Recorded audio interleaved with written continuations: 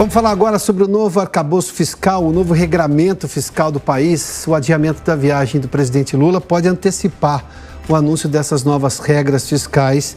O governo, que tinha prometido apresentá-las antes da reunião do Comitê de Política Monetária na semana passada, não o fez e o Banco Central decidiu por si próprio, obviamente sem as informações oficiais. Vamos conversar sobre esse assunto. Como nossos convidados estão Eduardo Velho, sócio da JF Trust Investimentos, e o deputado federal Silvio Costa Filho, do Republicanos de Pernambuco. Senhores, sejam bem-vindos.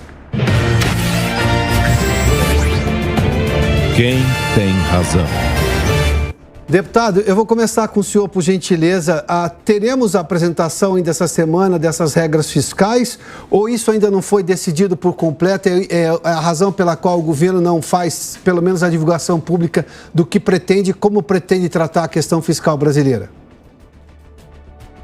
Olha, Adalberto, primeiro, boa tarde a você, boa tarde, Eduardo. Dizer da alegria de poder participar do programa na tarde de hoje e dizer da importância da âncora fiscal para o Brasil.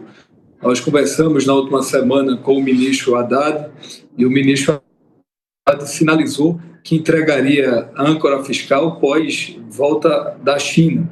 E há um esforço hoje dentro do governo para que até a próxima sexta-feira o ministro Haddad, a ministra do Planejamento, Simone Tebet, e o próprio vice-presidente da República, Geraldo Alckmin, possam apresentar ao Brasil o novo arcabouço fiscal, que é fundamental para o país nesse momento. Eu penso que o arcabouço é até mais importante ser votado agora do que a própria reforma tributária, porque com o arcabouço fiscal aprovado, nós vamos ter o controle das finanças públicas, vamos ter a boa governança do Estado brasileiro e vamos buscar o equilíbrio das contas públicas para nós darmos previsibilidade ao Brasil. Com isso, nós vamos melhorar a nossa nota de crédito internacional, nós vamos sinalizar para uma possível redução na taxa de juros, que hoje é proibitiva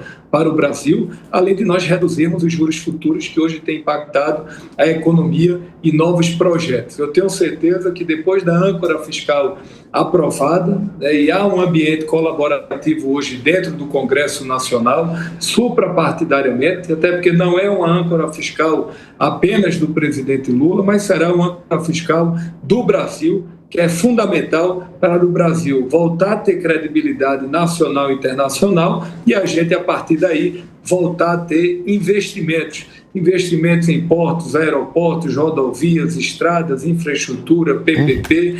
Eu tenho conversado com muita gente do mercado financeiro e há hoje uma expectativa muito grande para que a gente possa avançar na âncora fiscal e o mercado poder ter previsibilidade e a gente voltar a crescer. Esse é um desejo de todos nós. Antes de trazer o Eduardo Velho para o debate, deputado, só mais um questionamento rápido. O senhor teve acesso ao conteúdo desse texto aí e o senhor acha que vai prevalecer a visão dos técnicos da Fazenda ou a área política do governo? Porque esse impasse ainda existe e eu tenho informações de bastidores que ele ainda está quente dentro do governo. Olha, se tiver que fazer uma aposta hoje, eu aposto na agenda do ministro Fernando Haddad. O presidente Lula já deu sinais nessa direção. É natural que o debate, que o tensionamento e até de alas mais radicais à esquerda, eles sejam expostos e precisam ser respeitados democraticamente.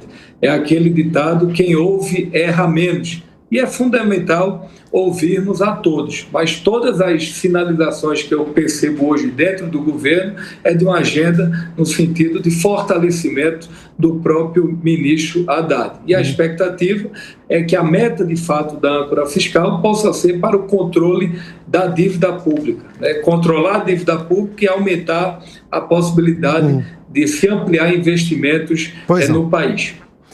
Eduardo Velho, seja bem-vindo, boa tarde a você. Importante, obviamente, o debate democrático, mas esse debate democrático no governo poderia ter acontecido antes. É um governo que fez campanha, que já tinha a experiência de estar ali em Brasília, de estar no Palácio do Planalto. A realidade brasileira já era conhecida de todo mundo. E tem uma coisa que se chama matemática e ela é ditatorial. 2 mais 2 são 4, 2 menos 2 dá 0. Bom, diante disso, o que o mercado espera realmente? Haverá essa sensibilidade com relação aos números por parte do governo e a necessidade que o país tem de mostrar controle ou desejo de controle das contas públicas? Concordo com uma questão importante, que é hoje mais importante que a reforma tributária, que a gente sabe tem dificuldades de ter um consenso no Congresso, entre os estados também, é aprovar rapidamente a regra fiscal. Havia uma expectativa no mercado de que a regra fiscal fosse anunciada antes da decisão de política monetária da taxa de juros do Banco Central, agora de março. Caso não tivesse sido anunciado e fosse bem recebida pelo mercado, haveria uma chance do Banco Central ter sinalizado uma redução da taxa de juros. Porém, não houve esse tempo todo. Hoje a expectativa que o mercado hoje é cautelosa em função de que não há ainda um consenso em relação ao tamanho do ajuste fiscal ainda que tem que ser feito.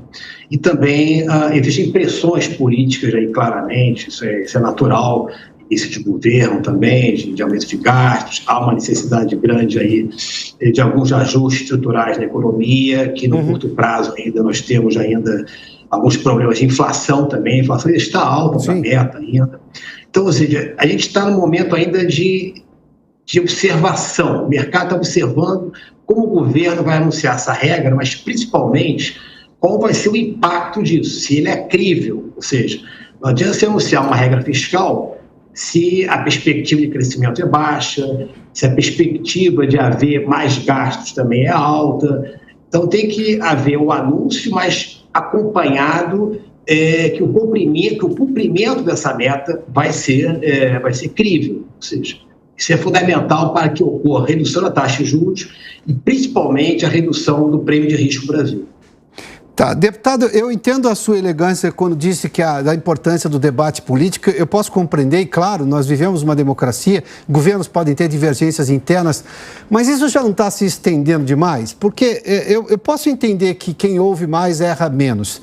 Só que a chuva cai de cima para baixo, a gente não vai mudar certas coisas. Se o governo continuar gastando muito, ele gera um problema fiscal para o país, que dá um problema para várias gerações pagarem essa conta depois, como já aconteceu recentemente no governo Dilma Rousseff. A gente viu exatamente o que a criatividade fiscal trouxe para o país.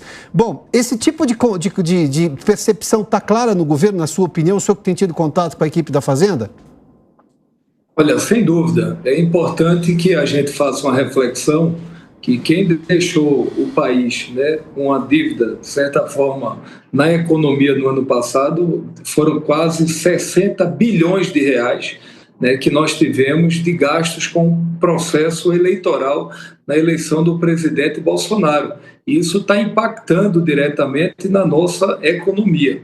O que eu tenho percebido é que o presidente Lula ele tem dado todos os sinais que vai querer e está querendo governar com o próprio centro, até porque escolheu Geraldo Alckmin para a transição, escolheu o seu candidato a presidente da Câmara, o presidente Arthur Lira. Nós estamos ainda chegando ao final do mês de março. Você tem uma ideia, né? Eu acompanhei a legislatura passada. Nesse período agora, o presidente Bolsonaro ele não tinha uma base de 100 deputados.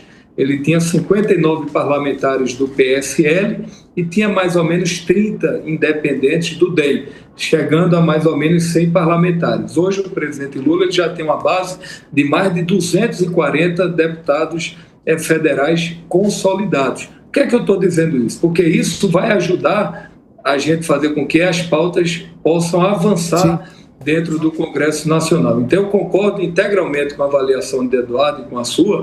A gente precisa controlar o gasto público, melhorar a despesa, enxugar o custo da máquina pública e ampliar a capacidade de investimentos no Brasil. É essa clareza hoje que eu percebo dentro do Congresso Nacional. Nós temos setores mais radicais à direita, mais radicais à esquerda, mas o meu sentimento é o que vai imperar nesse momento dentro do Congresso Nacional é a agenda do centro, que é controle de gasto público, equilíbrio nas contas públicas e retomada do investimento público e privado no Brasil.